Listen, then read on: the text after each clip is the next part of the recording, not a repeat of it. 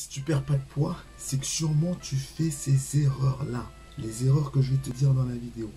Salut tout le monde, ici Soninho. J'espère que tu vas bien, j'espère que tu as la forme. Et aujourd'hui, on va parler de 5 erreurs à ne pas faire en entraînement pour perdre du poids. J'espère que tu es prêt, j'espère que tu es prête. Vamos! La première erreur, c'est de s'entraîner trop longtemps. Plus on en fait, plus on a de résultats. C'est ce que les gens pensent, alors que c'est totalement faux. Le but, c'est de s'entraîner intelligemment avec une bonne intensité et le tour est joué. Pour un entraînement de perte de poids, c'est pas en restant 2-3 heures à la salle, en faisant que du cardio, ou même faire muscu et cardio pendant 2 heures ou 2 heures et demie, que tu auras plus de résultats de plus en plus vite. Ça ne marche pas comme ça. Donc, s'entraîner trop longtemps, même plus d'une heure et demie, ce n'est pas la meilleure chose à faire. Deuxième erreur, c'est de faire que du cardio. Donc oui, le cardio, c'est efficace pour la perte de poids. Mais ne faire que du cardio parce que ça fait une dépense calorique. Certes, ça fait une dépense calorique le cardio. Mais ce n'est pas ce qui va faire que tu vas perdre du poids. Puisque le but, ok, c'est de perdre du poids, c'est de maigrir. Mais le but, c'est d'avoir quand même un corps esthétiquement beau, avec des muscles saillants et visibles. Si tu ne fais que du cardio, tu vas, ok, perdre du gras, mais tu vas plus perdre de muscles qu'autre chose. Ok? Donc, fais aussi de la musculation pour faire une belle perte de poids. Un argument très très simple pour te dire que faire que du cardio, c'est pas le mieux. Compare un marathonien et compare un sprinter. Compare un Kenenisa Bekele, le corps qu'il a, et compare un Usain Bolt. Tu ressembles à qui? Après, chacun ses goûts, mais bon, pour moi, je suis vite fait. Hein. Moi, je préfère ressembler à Usain Bolt qu'à Kenenisa Bekele. Donc, à toi de voir. Donc, faire que du cardio, c'est pas la meilleure des choses. En tout cas, ce n'est pas ce qu'il faut faire du tout, du tout, du tout. Troisièmement, eh bien, c'est penser que maigrir sans sport, eh bien, c'est possible. Alors, j'ai fait une vidéo là-dessus de fait de maigrir sans sport. Alors, c'est possible, mais bon, l'erreur à ne pas faire, bah, c'est de ne pas s'entraîner, tout simplement. Bougez-vous, entraînez-vous, bordel. Arrêtez de faire les flemmards. Entraînez-vous.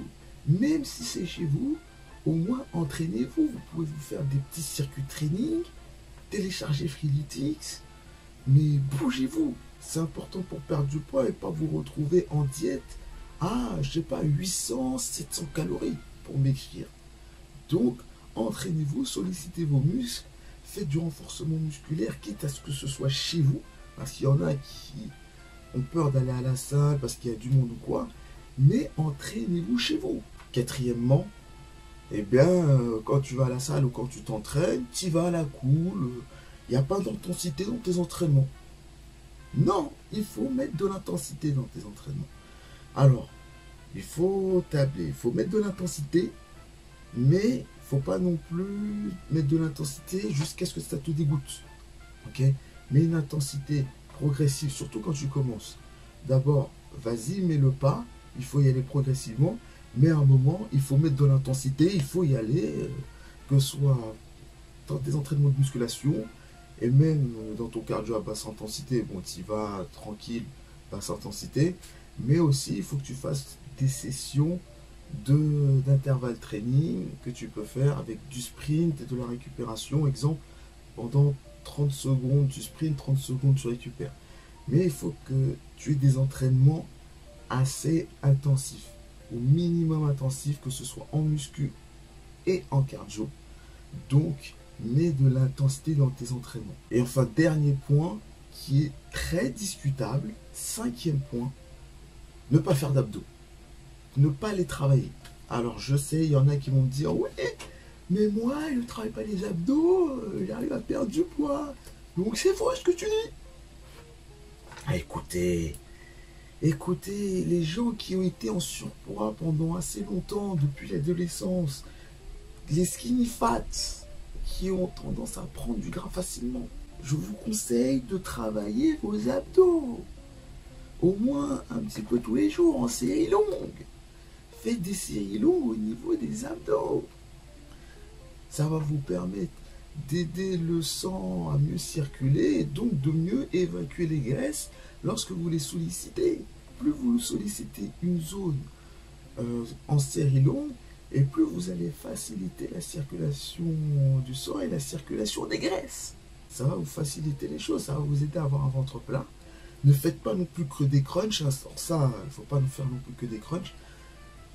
Faites du crunch, des crunchs, faites du gainage, variez les exercices d'abdos, que ce soit pour le haut, tout le corps, les muscles profonds des abdominaux et le bas des abdominaux.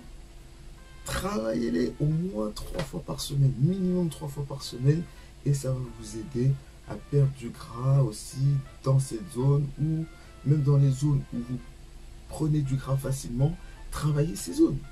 Au poids du corps, c'est suffisant. Pas besoin de les travailler avec des charges lourdes. Si vous ne voulez pas avoir des obliques ou des abdos, des gros abdos, travaillez au poids de corps, il n'y a pas de problème. Mais travaillez vos abdos, bordel. Je récapitule les 5 erreurs. Donc, tu t'entraînes trop longtemps, tu fais que du cardio, tu ne t'entraînes pas du tout, tu manques d'intensité d'entraînement, et enfin, tu ne travailles pas tes abdos. Voilà les 5 erreurs.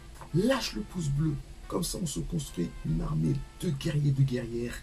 Abonne-toi à ma page Instagram, Sonino-7. J'ai aussi un TikTok, Sonino 7.0. Abonne-toi. Je te dis à la prochaine pour une nouvelle vidéo. C'était Sonino pour une nouvelle vidéo. Merci et ciao, bye bye.